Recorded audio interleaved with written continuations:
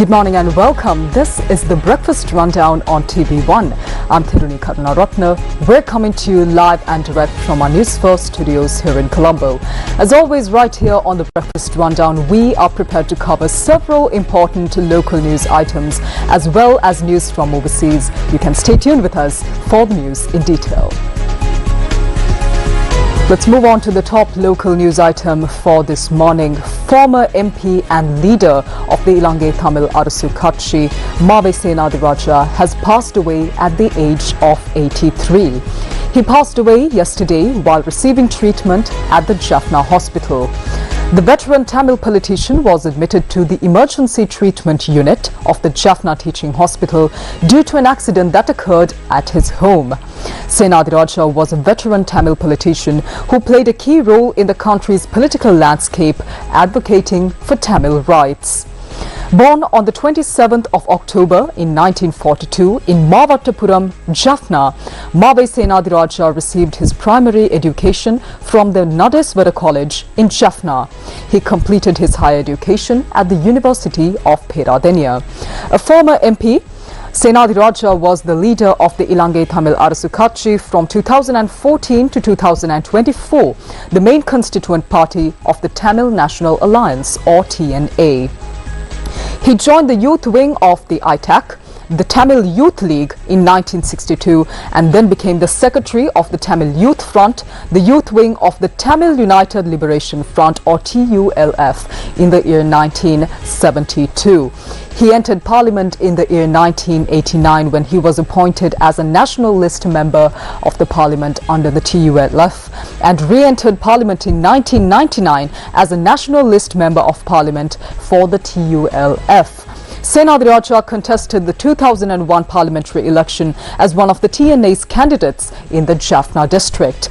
He was elected and re-entered Parliament and was also re-elected in 2004, 2010 and 2015 parliamentary elections. Senathirajah was the General Secretary of ITAC before being elected the leader of ITAC in September 2014. He stepped down from ITAC leadership in January 2024 due to poor health conditions. Let's move on to more local news for this morning now. The United Nations says that it is ready to assist in the government's efforts to uncover hidden assets. Now, this was stated by Mark Andrew Franche, resident coordinator of the United Nations organization to Sri Lanka, during a meeting with Minister of Foreign Affairs Vijay Herath.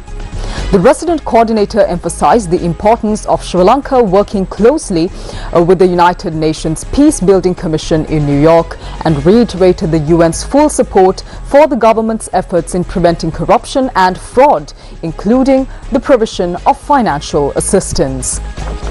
During the meeting, Franche praised Sri Lanka's humane treatment of the Rohingya refugees rescued off its maritime borders, highlighting the country's commendable approach. Furthermore, Mark Andrew Franche mentioned that the UN Secretary General is also expected to visit Sri Lanka towards the end of the year. Minister Vijay Herath noted that the historical event of Sri Lankan citizens electing a new government free from racial and other differences during the recent presidential elections was a significant achievement. He also stated that the government is working on promptly returning land to its rightful owners in the northern and eastern provinces of Sri Lanka. The minister also requested the United Nations cooperation in increasing recruitment of Sri Lankan armed forces personnel to the UN peacekeeping forces in the future. Meanwhile, the Telecommunications Regulatory Commission of Sri Lanka is urging the general public to refrain purchasing mobile phones without the approval of the Commission. Its Director General, retired Air Vice Marshal Bandula Herath, said that a new software system will be implemented to identify and block unauthorized mobile phones in the country. The Commission confirmed that all mobile phones in the country have been verified up until the 28th of January 2025 and that this issue arose from mobile phones that were brought into the country after the 28th without following the proper procedure. And the TRCSL said that, however, the process of blocking these mobile phones will not be carried out immediately. And in more local news, the Ministry of Rural Development, Social Security and Community Empowerment says that it aims to create an economy that will not require subsidies or asvasuma allowances, and this will be done within a period of 5 years. Deputy Minister Basanta Piyatissa said that this plan has been developed under the program aimed at eradicating poverty in Sri Lanka. He went on to note that the main objective of this program is to monitor every family until sufficient economic stability is created by developing self-income generating methods within impoverished families in the country. Now, the Ministry of Transport and Highways says that the lack of adequate transportation facilities has been a major reason for the occurrence of the train e-ticket scandal. Deputy Minister Prasanna Kumara Gunasena said that as a result, attention has been focused on revising train schedules. Additionally, the Deputy Minister said that the integration of the upgraded intercity train service has already begun. Moving on to the weather update for this morning, the Met Department says that cloudy skies can be expected over most parts of the island. Showers or thunder showers will occur at times in the northern, north central, eastern, over, northwestern and southern provinces, as well as in the Matale and Nuwara Eliya districts. Showers or thunder showers will occur at several places elsewhere over the island during the evening or night. Showers may occur in the western province during the morning hours as well. Fairly heavy showers above 75 millimeters can be expected at some places in the eastern, Uva, southern, western and Sabaragamuwa provinces and in the Polonnaruwa, Matale and Nuwara Eliya districts. Misty conditions can be expected at some places in the western, Sabaragamuwa, central and southern provinces during the morning hours as well. And as always, the general public is requested to take adequate precautions to minimize damages caused by temporary localized strong winds and lightning during thunder showers. We move on to news overseas for this morning now. Our first international news item comes in from the United States of America. President Donald Trump has appealed his conviction for covering up hush money payments to an adult film star and appointed new lawyers to expunge the first conviction of the former president. Trump named lawyers from the prestigious firm Sullivan and Cromwell in an effort to overturn the New York jury's guilty verdict and sentence passed by the judge in the case on the 10th of January.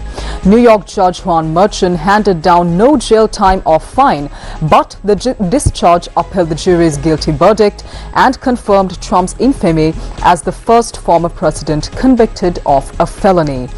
The 34 counts of falsifying business records on which Trump was convicted in May 2024 did in fact carry potential jail time.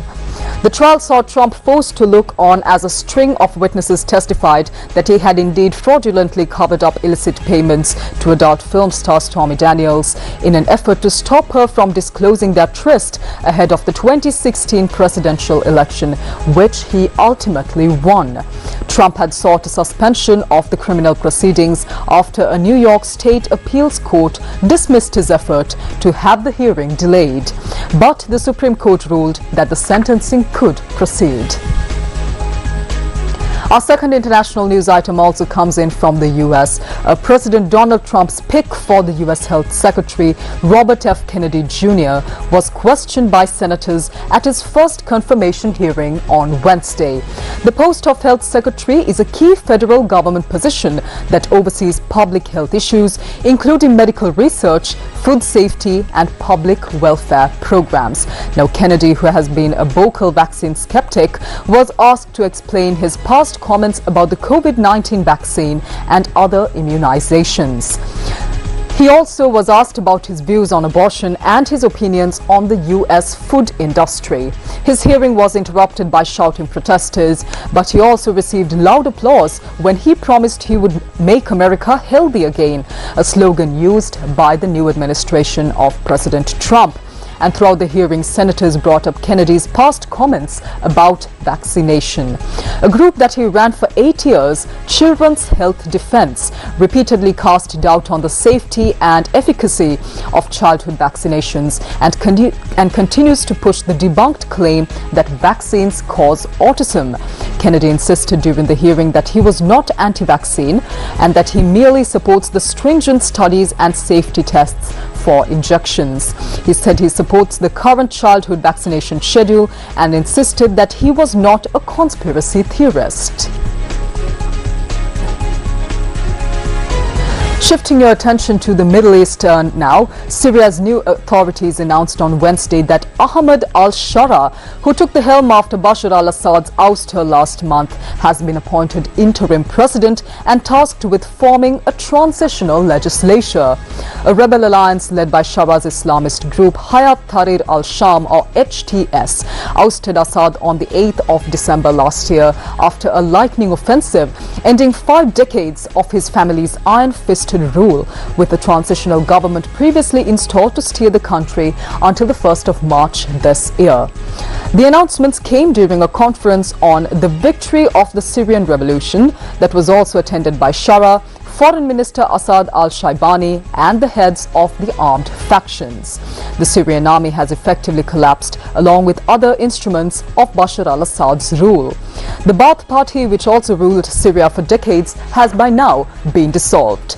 In a speech at the event, Shara set out Syria's priorities as filling the power vacuum, preserving civil peace, rebuilding state institutions, and working to construct a development-oriented economy. Last month, he said it would take 4 years before the elections could be held and up to 3 years to rewrite the country's constitution. Well, that's a wrap of this morning's edition of the Breakfast Rundown on TV1. I'm Therunee Karunaratne. Do join us tomorrow morning at 7 a.m. right here on TV1 for more of the very latest from here at home and around the world. Until then, take care. Have a wonderful day ahead.